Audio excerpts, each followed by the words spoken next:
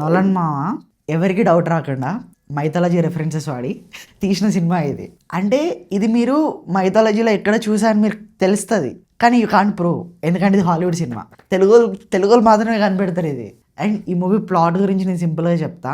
Troy war జరిగిన తర్వాత Odysse అనే పర్సన్ వాళ్ళ హోమ్ టౌన్కి ఎలా రీచ్ అయ్యాడు, రీచ్ అవుతున్న టైంలో వాళ్ళ క్రూతో పాటు రీచ్ అవుతున్నప్పుడు వాళ్ళు ఫేస్ చేసిన స్ట్రగుల్స్ అండ్ ఆబ్స్టికల్స్ అనేవి ఎలా ఉన్నాయి అనే దాని మీదనే ఈ మూవీ ప్లాట్. మూవీ మొత్తం ఇంతే ఉంటుంది, 2 hours 55 minutes మూవీ డ్యూరేషన్ ఇది.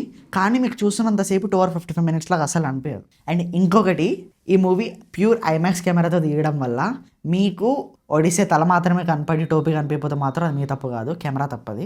మనం వేసిన స్క్రీన్లు అలాంటివి. మనం ఇంత పెద్ద స్క్రీన్లో మనకు రికార్డ్ చేస్తే మనం ఇంత స్క్రీన్లో చూస్తున్నాం సినిమాని. సో మీకు కొంచెం పైన కింద కట్ అయిపోయి వస్తాయి.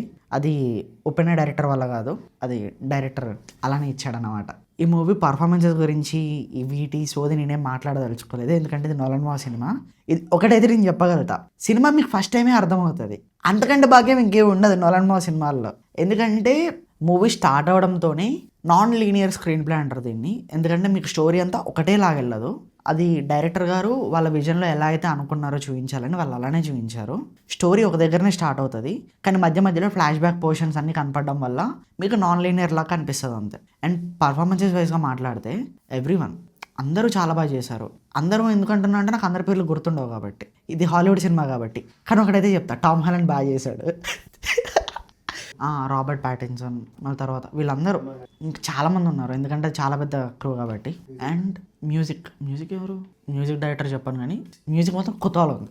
ఇది అదే చెప్తా, మ్యూజిక్ చాలా బాగుంది. ఎందుకంటే మూవీ అంతా మ్యూజిక్ ఒక ఫేస్లో వెళ్తూ ఉంటే ఆఫ్టర్ ఇంటర్వెల్ మీకు వేరే ఫేస్లో వినిపిస్తుంది మ్యూజిక్ మీకు. ఎందుకంటే ఇప్పుడు ప్రతి ఒక్కరికి బాహుబలి వైబ్సే వస్తాయి. బాహుబలి మళ్ళీ రాజ్యానికి వచ్చినప్పుడు బాహుబలి అని ఒక ఆరా అనేది ఎట్లా క్రియేట్ అవుతుందో, సేమ్ ఒక ఎలివేషన్. హాలీవుడ్ మూవీలో ఎలివేషన్స్ అనేవి చాలా తక్కువ చూస్తాం మనం. మార్వెల్ మూవీస్ పక్కకు పెట్టండి, ఎందుకంటే అది రాసుకునేదే డీసీ మూవీస్, మార్వెల్ మూవీస్ అనేవి రాసుకునేదే ఎలివేషన్స్ కోసం. కాకపోతే ఇలాంటి ఒక పీరియడిక్ మనకి గ్రీక్ మైథాలజీ రిలేటెడ్ మూవీస్లో మీరు ఎలివేషన్స్ అనేవి ఎక్స్పెక్ట్ చేయడం అనేది చాలా రేర్ అసలు. బీసీ సెంటర్స్లో విజిల్స్ అనేవి నార్మల్, ఇప్పుడు మల్టీప్లెక్స్లో విజిల్స్ అనేవి నార్మల్ అస్సలు కాదు. అలాంటి ప్లేస్లో కూడా విజిల్స్ చేసామంటే అర్థం చేసుకోండి. అండ్ ఐ వాచ్ 2 times, నేను 2 సార్లు చూసాను అనుకోని కారణాల వల్ల. అందుకే రివ్యూ మీకు ఇంత లేట్ అయింది, లేకపోతే నిన్ననే మధ్యాహ్నం వస్తుండే మీకు review. And sorry for that, ఎందుకంటే చూసేది ఒక 400-500 మంది అయినా కూడా వాళ్ళు కూడా చెప్పాలి కాబట్టి చెప్తున్నా. అండ్ ఓవరాల్గా నేనేం చెప్పనబ్బా, ఇట్స్ ప్యూర్ సినిమాటిక్ మూవీ. ఇలాంటి సినిమా మీరు థియేటర్లోనే చూడాలి, లేదు ఓటీటీలో చూస్తా అంటే మీరు పిచ్చోళ్ళు. నిజంగా చెప్తున్నా, నొలని సినిమాలు ఇప్పటికీ రిలీజ్లు చేసినా కూడా పీసీఎక్స్లో హౌస్ఫుల్స్ అవుతాయి, ఎందుకంటే ఆ ఫిల్మోగ్రఫీ అలాంటిది, దానికి ఇచ్చే వాల్యూ మనం అలాంటిది. సో అరే ఇంగ్లీష్ సినిమారా మేమెందుకు చూస్తామని మీరు అనొచ్చు. మీలాంటి వాళ్ళ కోసమే తెలుగులో కూడా వచ్చింది, తెలుగులో కూడా రిలీజ్ అయింది. సో వెళ్ళి చూడండి, ఎంజాయ్ చేయండి. ఆ తర్వాత మీకు ఈ సినిమా చూడాలంటే మీకేం తెలవాల్సిన పని లేదు, 3 గుర్తుపెట్టుకోండి. ఒడిస్సీ, ట్రోజన్ వార్ తర్వాత వాళ్ళ ఇంటికి ఎలా వెళ్ళాలి అనుకున్నాడు అనేది. జూయిస్ అంటే దేవుళ్ళు, అంటే జూయిస్ అనే కాదు, కొంతమంది దేవుళ్ళు ఉంటారు, వాళ్ళు పెట్టే హర్డిల్స్ వీళ్ళు ఎలా ఫేస్ చేశారు అనేది.